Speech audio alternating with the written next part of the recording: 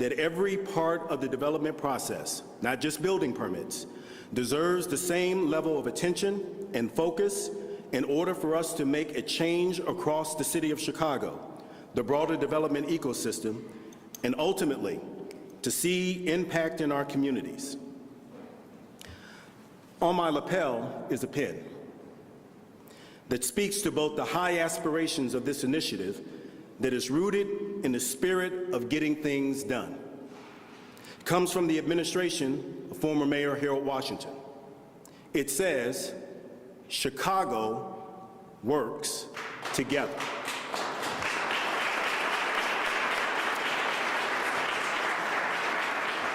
That simple phrase amplifies that if we are truly going to be a great city, a better, stronger, safer Chicago, that we must all work together to begin a new chapter, one in which we prioritize making the process to develop in Chicago easier and faster. So I want to thank you for joining us in that endeavor. And with that, it is my honor and it is my pleasure to introduce the leader of this city, the one that is holding me accountable for delivering the results on this initiative, our mayor, Mayor Brandon Johnson.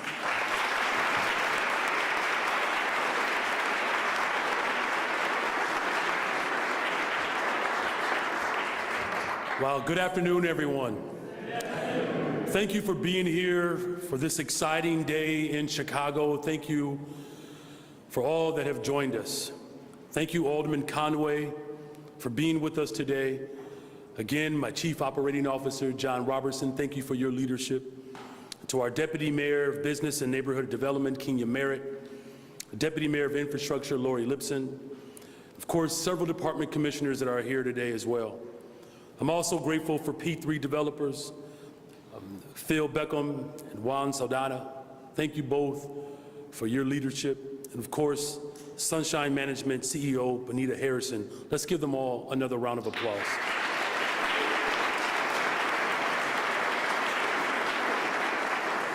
We are gathered here today to launch the City of Chicago's Cut the Tape initiative. And we're doing that to jumpstart housing and commercial development for our city. I have a vision for Chicago. I want our city to have abundant options for affordable, quality housing in every one of our 77 neighborhoods. I want every block in this city to be lined with businesses and storefronts that stimulate our economy and serve our residents. And I want all people from all walks of life to have economic opportunities available at their fingertips, which enable them to live a prosperous and happy life in our amazing city. This is an inclusive, vibrant vision for Chicago that we all share and strive towards. To make this vision a reality, we must confront our city's affordable housing shortage and struggling commercial corridors. Many neighborhoods have few, if any, affordable housing options for low and middle income families. And meanwhile, our commercial corridors continue to recover from the pandemic, as well as shifting trends in how we work and shop, resulting in so many vacancies. And while this issue has been multifaceted and impacted by a range of factors, including historic disinvestment and current economic trends, in our post-pandemic recovery, there is something that the city can do to help preserve and increase its production of affordable housing and revitalizing our business corridors. For far too long, we have heard that it is difficult to build in Chicago. And developers and contractors have told us that they face too many hurdles and red tape in the process to develop housing and commercial properties. And these policies and processes were developed with the intent of advancing resident interests, public health, efficient urban layout, and high-quality design. And however, some of these policies and processes, although well-intentioned, can hinder the speed and cost of development. This is a clear barrier to our vision. And so in December of 2023, I signed an executive order requiring 14 city departments to evaluate existing development processes and propose solutions to remove bottlenecks and accelerate review and approval timelines. I also directed my team to collect ideas from a broad coalition of stakeholders, including developers, architects, contractors, attorneys, lenders, and more, to work with us to review our current policies. And then, of course, working to build something new. We are activating our entire city to make development process more accessible to everyone, especially nonprofit, emerging, and minority-owned, women-owned businesses who oftentimes have the least access to resources and the least amount of support. And upon our review, we have put together the Cut the Tape report, giving a deeper look into this issue. Our overarching strategy is to build faster, to build everywhere, and most importantly, to build together. The Cut the Tape report includes more than 100 recommendations to streamline development processes. And these include making enhancements in communication and accountability across departments, optimizing city resources to improve staffing levels, technology, and technical assistance, and eliminating redundant steps and burdensome requirements that exist throughout the development process.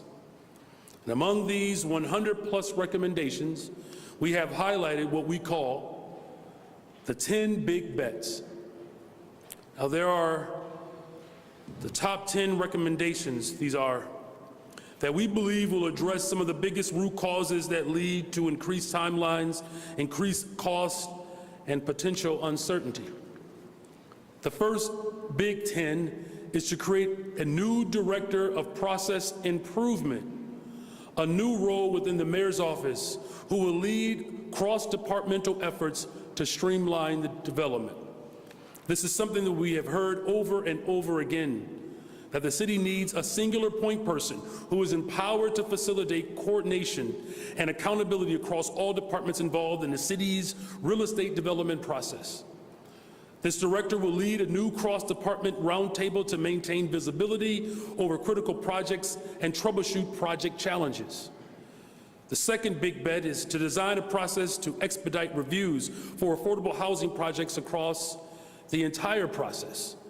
When I ran for office, I pledged to tackle our affordable housing shortage by accelerating the production of affordable housing in Chicago. And so today I'm announcing that my office will work with key departments to explore the design of an expedited review and approval process for affordable housing development projects. We hope to address, for example, building permit reviews, accessibility reviews, restoration agreements, environmental reviews, and so much more. Other big 10, I'm sorry, thinking about the final four still, I'm still hurt. Man, Illinois, what happened?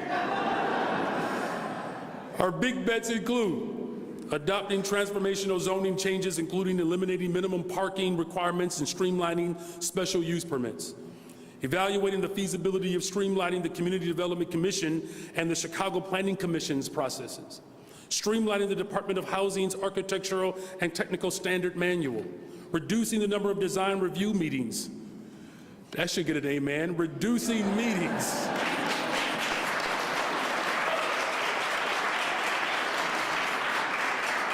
Within the Department of Planning and Development, from 3 meetings to 1, and reassessing the role of the Committee on Design.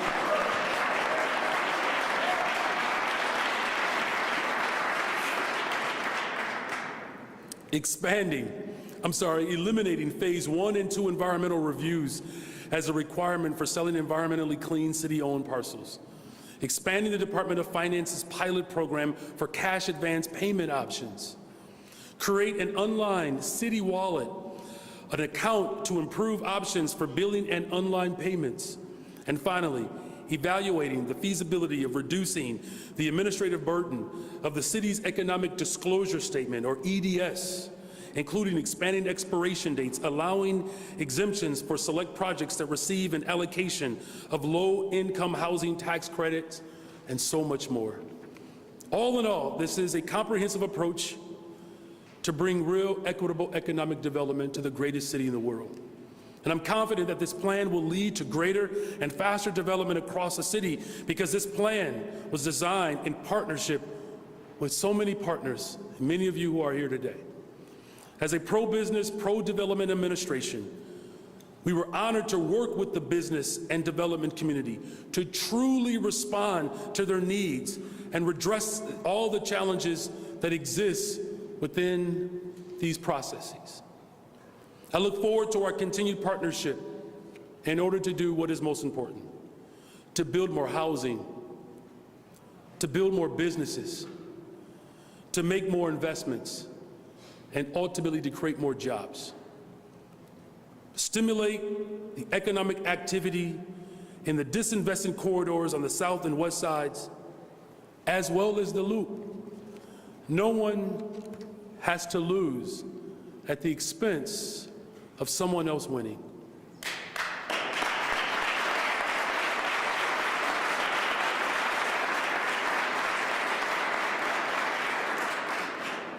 We have to maintain Chicago's competitiveness with other major cities by attracting investments and growing our economy in a way that serves all of Chicago.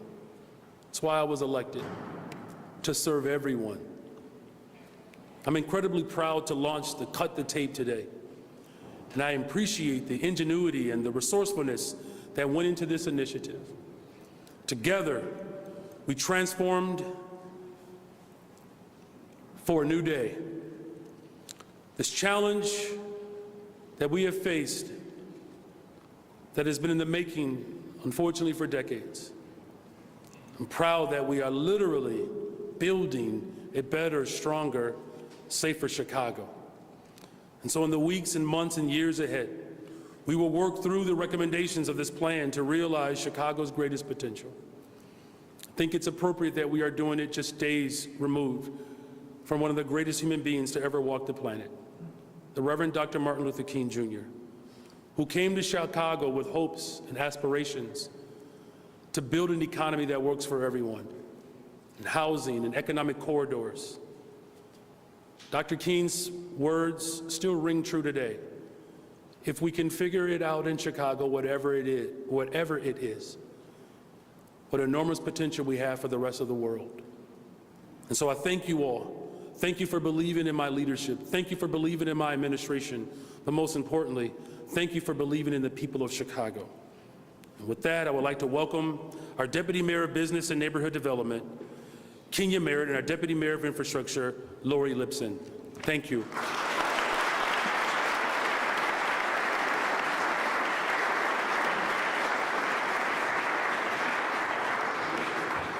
Thank you so much, Mayor Johnson. We are all excited about those 10 big bets, as well as the Big Ten.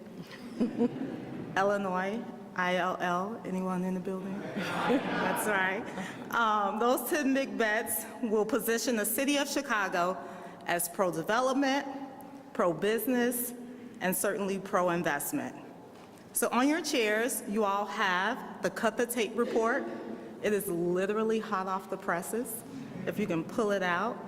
I want to invite you along with me and Lori as we walk through a few key pages.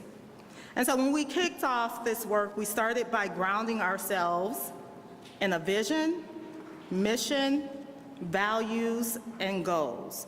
And so I invite you to turn to page 20 as we walk through that. So our vision is twofold. We have a vision of Chicago where there is an abundance of housing and commercial development in all of our community areas, giving Chicagoans a diverse supply of quality and affordable options to live, work, play, and do business. And we have a vision for a city of Chicago government that creates development processes that are efficient, accessible, and equitable, and that makes developers and entrepreneurs eager to work with us.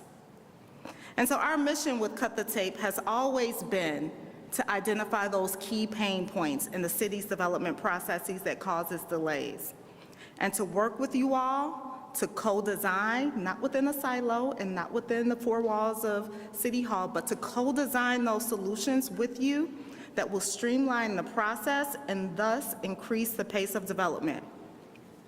We grounded ourselves in a set of values for both the cut-the-tape process and the end product. And so when it comes to reforming our development process, we value things like equity, ease, consistency, and transparency. And lastly, our recommendations all ladder up to 3 main goals that align with what we heard from you all over the past couple of months as our biggest themes. The first is to better coordinate across all of our city departments, 14 of which are a part of this process. The second is to streamline our internal discretionary policies, reducing redundancy and burdensome requirements. And lastly, the third is to invest, optimizing our city resources, including our staff time and our dollars. Then we asked ourselves, what key short-term and long-term outcomes are we seeking? So I invite you to turn to page 23. I'm a teacher, so I'm looking to see who's not turning. Okay. In the short term, we know this initiative will lead to fewer steps in the process, fewer weeks in the process, quicker turnarounds from the city, and overall, less back and forth between city staff and our development teams, reviewing and re-reviewing applications. I know this will make our development community very happy to hear. But this is not just about development of community. This is about Chicago, neighborhoods, and residents. These shorter timelines will ultimately result in fewer project delays, decreased project costs, more units of housing and commercial development created more quickly. And it's okay if you clap. It's okay.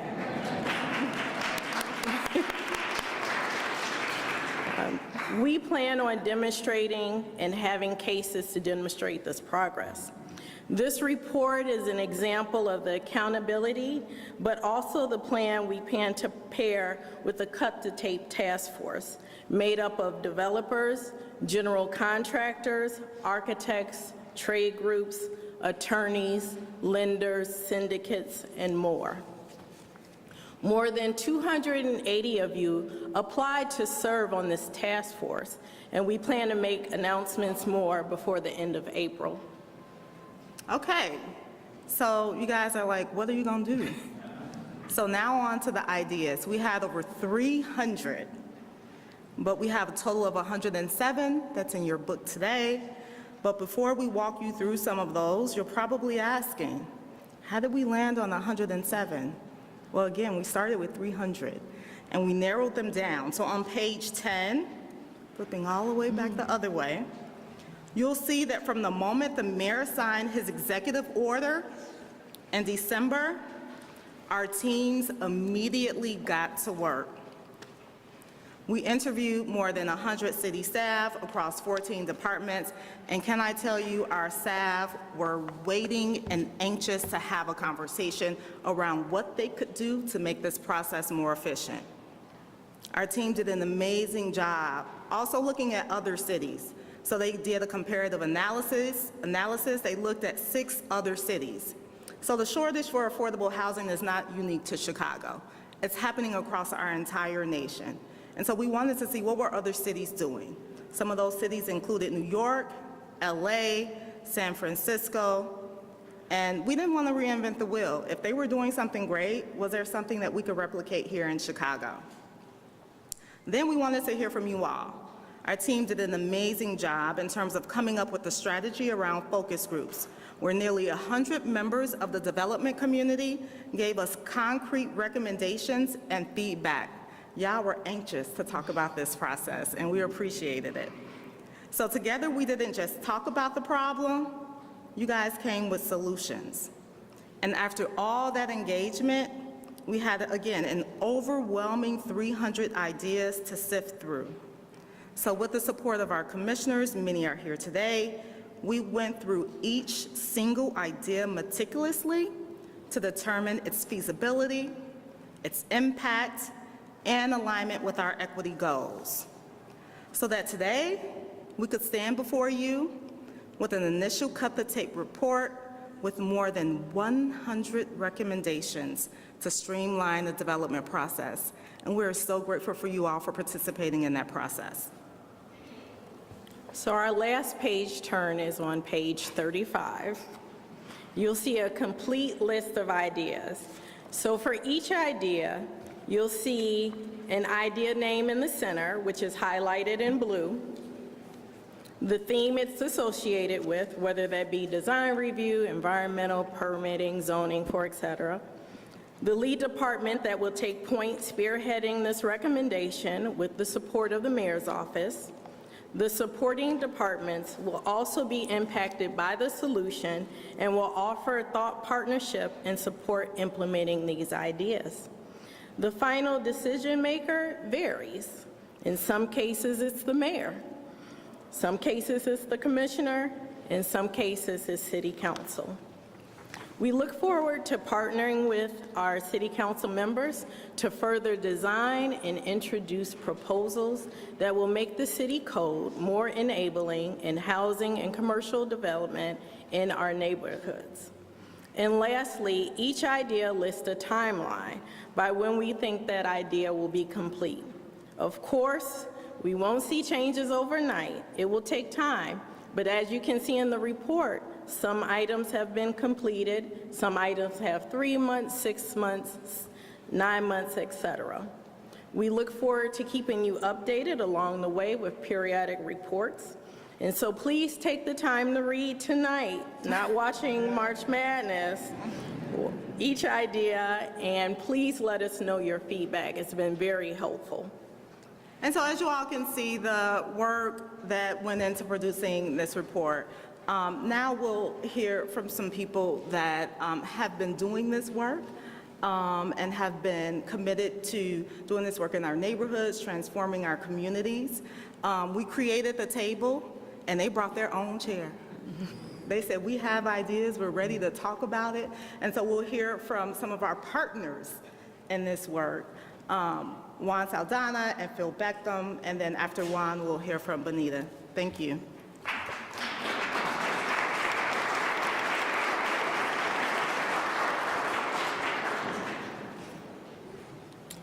Thank you. I'm Phil Beckham, P3 Markets, and just so everybody knows, a few of the developers here, our eyes were watering, not because it was any allergies or anything, but this brings great joy and brings some tears of joy to see that this administration, someone heard us. Being heard is absolutely a wonderful thing when you're in a business that time is money. And as one of the black and brown developers in the city of Chicago, P3 Markets, and our project that we're proud to be working on with the Habitat Company, 43 Green in Bronzeville, time is absolutely money that typically black and brown developers do not have. Capital is always a barrier, and as things are drawn out so long, it absolutely crushes your cash flow. So again, we'd like to thank you so much for listening to us. And I know we talk about the Big Ten, and typically they can't add, so I'm going to add one more to the list. And we've all done it. We've all worked with city-owned lots with the city of Chicago. And it's always interesting to have the onus of making sure that the city doesn't owe an outstanding water bill on their own property before we can move forward. And if you don't know anyone, in this city, if you know somebody, you can get things done. If you don't know anyone, it could be 4 weeks. And 4 weeks is a process that takes money from our pre-development. So again, if that could be the top 11, to add that one, unless it's already there, we do appreciate it. And again, to be heard, this is, and I won't say maybe, but this will be the new good book for developers and the city of Chicago, because it takes us on the same level as other cities that have found out that if they can get projects online It not only saves money, but it gets people working faster on construction jobs. It gets land that's typically abandoned and brings no property taxes in. It gets those back on the property tax roll, and it gets people who are desperately in need of affordable housing and housing in general in new construction housing. And we'd love to be able to use 43 Green as an example. The first phase took us about 2.5 years to get to a closing. Once the city, we did a cut and paste, the second phase, 9 months. So it can be done. It's just a process of we talk to each other and communicate. And I think the list that you have has a common thread all the way through the list. And that common thread is getting to a yes faster. So again, thank you. Thank you, Mayor Johnson. Thank you to all the commissioners. This is going to be great. So thank you, especially for the Black and brown developers and women-owned developers, that this helps us a lot because, again, cash, pre-development cash is extremely hard to get, and when we have to use it up for things that we shouldn't have to, this helps. So thank you again.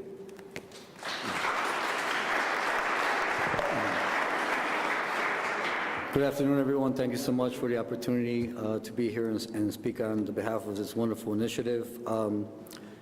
When we started P3 Markets, Phil and I had a singular purpose, and that was to be the cause and not the effect. What does that mean? That means that we want to be proactive. We want to listen. We want to make sure that the communities are very happy and healthy and are really engaging in their community. This is our city. I love the city. I've been in Chicago my whole life, lived in every neighborhood. This is a very beautiful program to cut the tape, allows Black and brown developers and women developers to do their job. It allows people to create jobs, just like Phil said. It also allows us to create more impact, and impact is something you can't measure with dollars. You measure that by what happens on the street. You know, Phil and I are on the street every day listening, trying to understand how to do our job better. It's a lot of learning. It takes a long time. I know this is going to be a difficult endeavor, but you have wonderful leadership, Mayor. You've hired some amazing people that have been very supportive. Thank you for taking the bold step to do something so wonderful for the city of Chicago. To all my fellow developers, I know this means a lot. We're going to get more projects done. The city is the best in the world, and I know that. I stand behind that. And thank you so much, Mayor, for giving us the opportunity to speak on this wonderful initiative. I think that we have a lot of work to do, and we will respond on our side by doing projects that the city can be proud of, where people can live and work together and enjoy their neighborhoods. It's about creating those particular spaces that everybody loves, and everybody loves Chicago. I know they do. Thank you so much.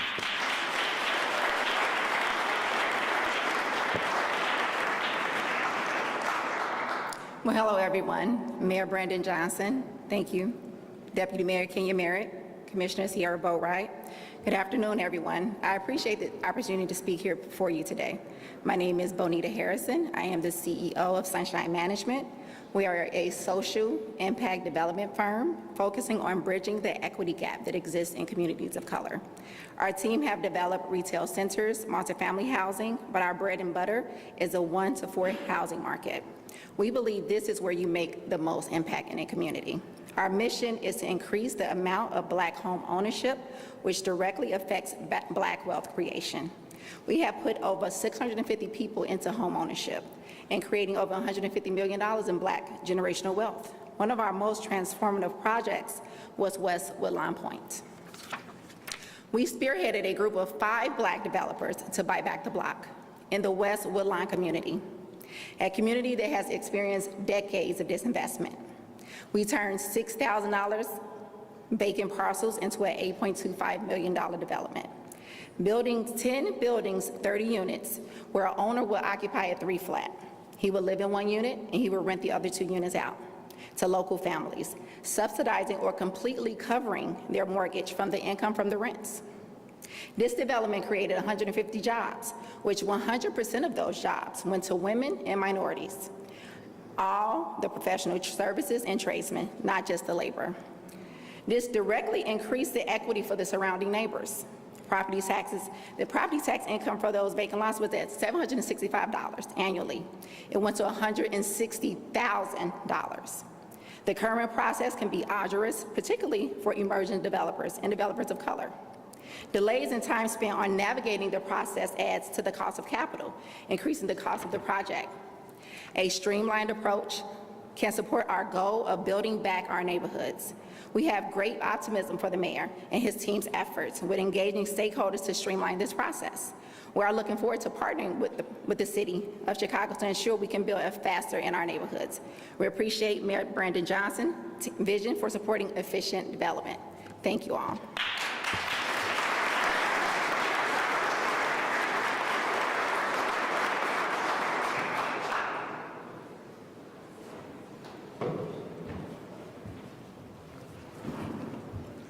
Thank you guys so much. And before we wrap, we wanted to thank some of our city departments that have been a part of this process, our friends in the mayor's office, the Department of Business Affairs and Consumer Protection, the Department of Environment, the Department of Finance, the Department of Housing and Planning and Development, the Mayor's Office for People with Disabilities, and OBM.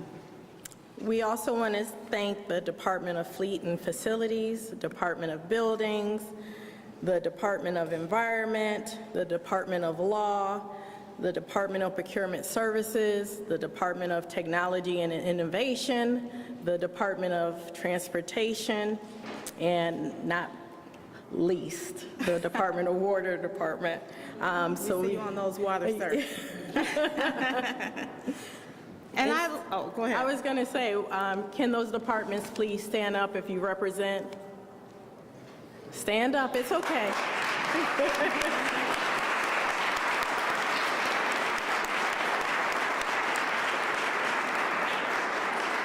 And I'd like to give a huge shout out to my team that has worked tirelessly, long nights, no lunches, being strategic and being thoughtful about getting this report out, but just the process in general. And so I'd like to acknowledge my team, NECA, who has been leading these efforts. NECA, please stand up. She's like, no, but no, please stand up. Gabby Nelson, the Ethans, Ethan Lassiter and Ethan Gilman, Thomas Anderson, I believe Christian is here, and then Miranda. Guys, they have put in work on this. We've been doing this work along with, as you guys know, working on the bond proposal, which I know all of you all are going to support.